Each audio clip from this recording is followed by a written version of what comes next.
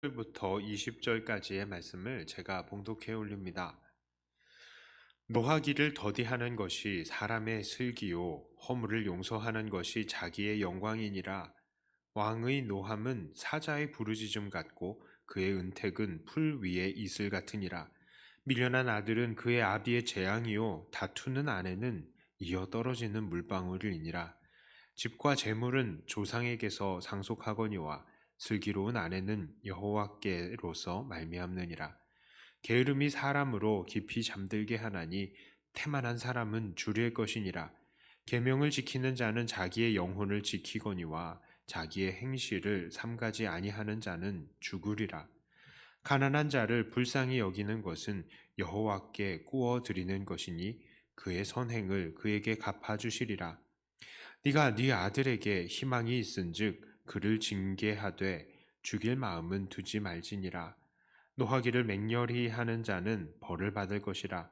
네가 그를 건져주면 다시 그런 일이 생기리라. 너는 권고를 들으며 훈계를 받으라. 그리하면 네가 필경은 지혜롭게 되리라. 아멘.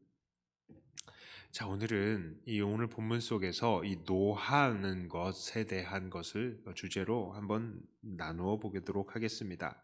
오늘 본문에서 우리는 우연치 않게 이 분노와 다툼에 대해서 연관된 단어들이 언급되고 있음을 볼 수 있습니다. 첫째로 소개되는 단어는 11절에 노하기라는 단어입니다. 11절에 노하기를 더디하는 사람이 하는 것이 사람의 슬기요 허물을 용서하는 것이 자기의 영광이니라 라고 나와 있는데요. 여기서 노하기라는 단어는 콧구멍을 이렇게 팍 넓히면서 하면서 얼굴로 화났다라는 표시를 내는 그런 분노를 말합니다. 그가 용서하지 못하는 이유는 무엇일까요? 이 11절 하반절에 이 노하는 것의 반대말을 보니까 바로 허물을 용서하는 것이 나옵니다. 자, 우리는 이 상대방의 허물을 발견할 때에 때로는 분노를 합니다. 아니, 네가 어떻게 내게 이럴 수 있어? 하면서 콧김을 내뿜는 거죠. 그런데 그런 분노는 더디하는 것이 좋다라고 말합니다. 자칫 모든 상황을 잘 알지 못하고 함부로 화를 낼 수 있기 때문입니다. 오히려 그런 상황 속에서 우리는 상대방의 허물을 용서해야 하는 것입니다. 그것은 결국 우리의 영광이 되어줄 것입니다. 왜 그렇습니까? 사랑은 허다한 허물을 덮는다고 했는데 그 사람의 허물을 사랑으로 덮음을 통해서 우리는 더욱더 단단한 공동체가 되어가는 것이고 또 우리는 사랑의 사람으로 인정을 받게 될 것이기 때문입니다. 두 번째로 소개되는 단어는 바로 13절의 다툼입니다. 13절에 읽겠습니다. 미련한 아들은 그의 아비의 재앙이요 다투는 아내는 이어 떨어지는 물방울이니라. 자, 이것은 시비를 가리는 끊임없는 논쟁을 말하는 것입니다. 여기 이 다툼이라는 뜻이요. 13절에서는 이렇게 다투는 아내가 끊임없이 떨어지는 물방울이다 라고 묘사를 합니다. 계속해서 이어서 떨어지는 물방울은 정말 강력한 것입니다. 이런 물방울 아래에는 딱딱한 바위도 움푹 패이게 되는 것을 우리는 볼 수 있습니다. 저는 이런 아내랑 살고 있지 않기 때문에 그런 것을 잘 모르겠습니다만 어디 다투기를 좋아하는 아내만 있겠습니까? 다투기를 좋아하는 남편도 있는 것입니다. 자, 이런 사람들의 이 끊임없는 다툼은 정말 어떠한 강한 사람이라도 무너지게 만들 것입니다. 우리는 여기서도 상대방의 허물을 감싸는 사랑과 하나님의 말씀에 순종하겠다는 자세가 필요함을 봅니다. 왜 그렇습니까? 다툰다는 것, 그리고 시비를 가린다는 것, 즉 이것은 나는 맞고 너는 틀렸다라는 그런 자세를 가지고 사는 것이기 때문입니다. 그러나 부부는요, 한 몸입니다. 부부는 내가 맞고 너는 틀리다의 자세로 살아가는 것이 아니라 함께 하나님께서 원하시는 길을 순종하는 사람들인 것이죠.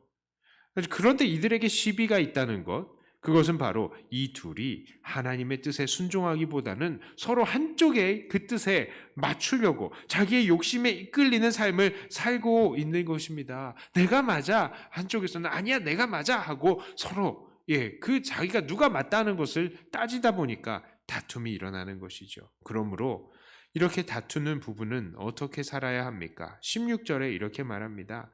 계명을 지키는 자는 자기의 영혼을 지키거니와 자기의 행실을 삼가지 아니하는 자는 죽으리라. 그렇습니다. 부부는 부부 사이에서도 자기의 행실을 삼가며 계명을 지키기 위해 노력해야 된다는 것이죠. 서로 누가 맞다를 따지는 것이 아니라 하나님에게 맞춰가라는 것입니다.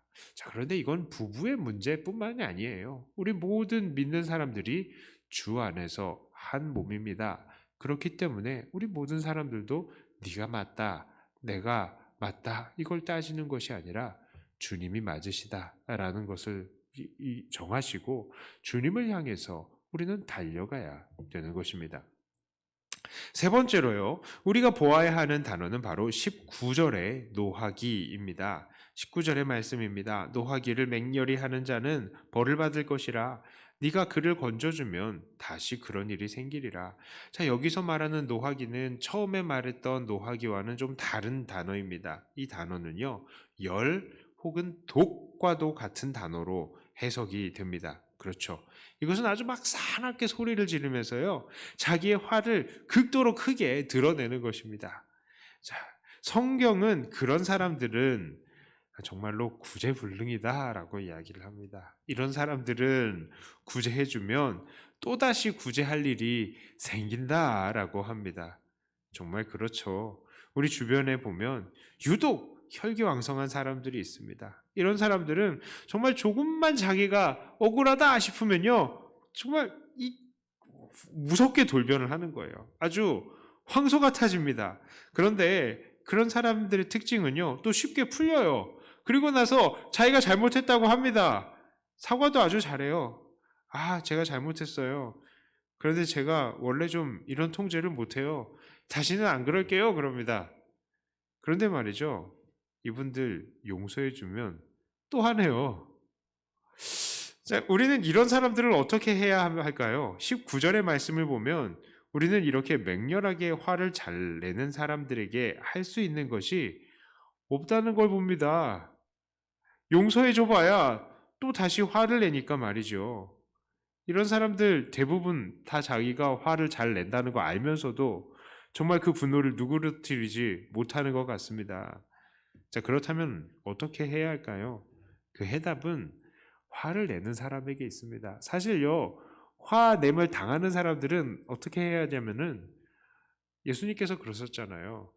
계속 용서해줘야 돼요. 계속 구하면은 알았어요 하고 계속 용서해줘야 돼요. 그런데 해결책은 화내는 본인에게 있다고요. 20절에 이렇게 말합니다.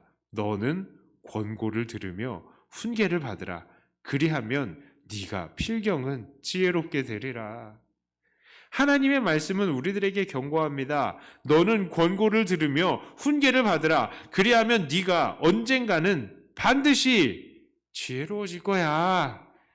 이것은 모든 사람들을 향한 하나님의 말씀입니다. 그러니까 당장의 분노를 이기지 못하는 사람들에게도 얼마든지 적용이 되는 말씀이죠.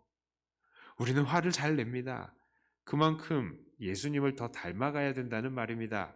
그러니 우리는 끊임없이 우리가 화를 맹렬하게 잘 낸다는 사실을 인정하고요, 날마다 하나님 말씀에 순종하기를 위해서 내 자신을 계속해서 처복종시켜야 돼요. 계속 처복종시키다 보면 언젠가는 지혜롭게 될 날이 있을 것입니다. 자, 네 번째로 우리가 생각해 볼 단어는 바로 왕의 노함입니다. 12절의 말씀입니다.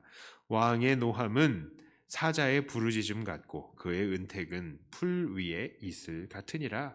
자, 여기서 왕의 노함도요, 다른 곳에 나오는 노함과는 다른 단어를 쓰고 있습니다. 이 단어는 문맥상으로 진노함이라고 받아들여집니다.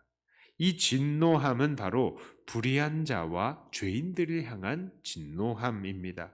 왕은 하나님의 대리자로서 불의를 행하는 자들에게 진노를 내리는 자입니다.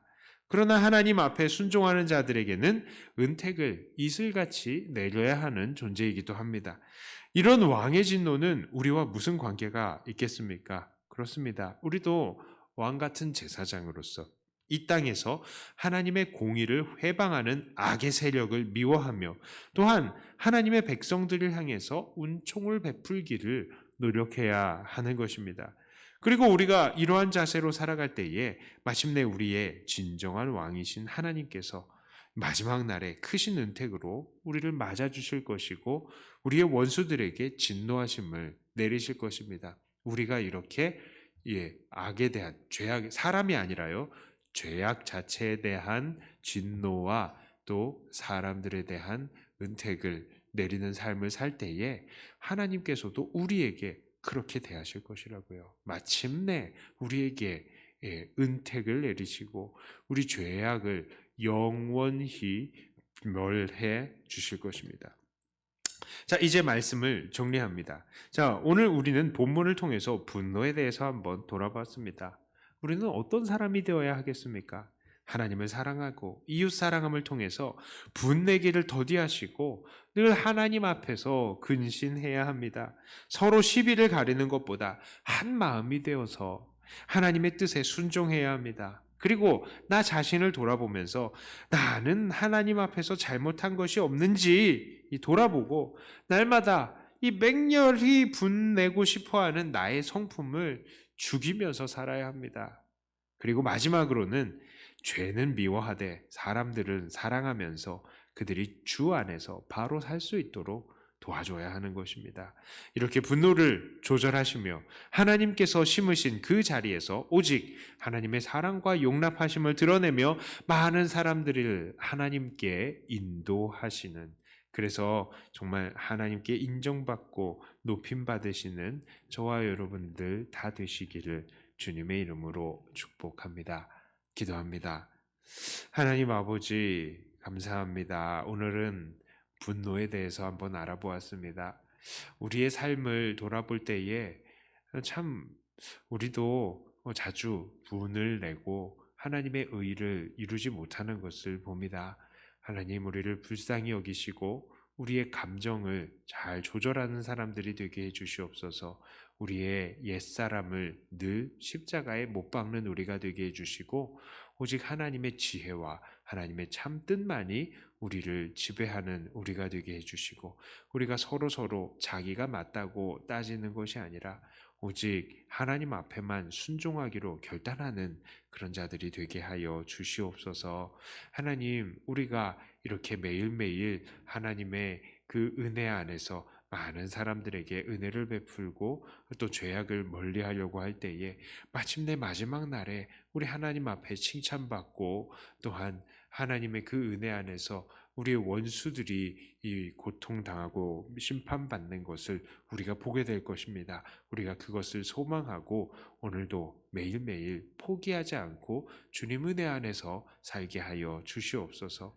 하나님, 이 코로나 이 사태로 인하여서 우리가 정말 많은 어려움에 처해 있습니다. 그러나 이 모든 어려움들 속에서도 하나님을 붙드는 믿음 갖게 하여 주시고 하나님을 믿을 때에, 하나님을 붙들 때에 아버지 하나님께서 우리를 어떻게 인도하시는지 우리가 그것을 바라보고 늘 하나님 안에서 안심하는 우리가 되게 해주시옵소서.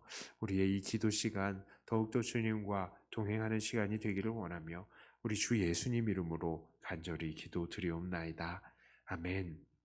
하늘에 계신 우리 아버지여, 이름이 거룩히 여김을 받으시오며 나라의 임하옵시며 뜻이 하늘에서 이루어진 것 같이 땅에서도 이루어지이다. 오늘날 우리에게 일용할 양식을 주옵시고 우리가 우리에게 죄 지은 자를 사하여 준 것 같이 우리 죄를 사하여 주옵시고 우리를 시험에 들게 하지 마옵시고 다만 악에서 구하옵소서. 대개 나라와 권세와 영광이 아버지께 영원히 있사옵나이다. 아멘. 하던 말씀 가지고 또 교회를 위해서 기도하시고 각자 가지고 나오신 기도 제목으로 기도하시다가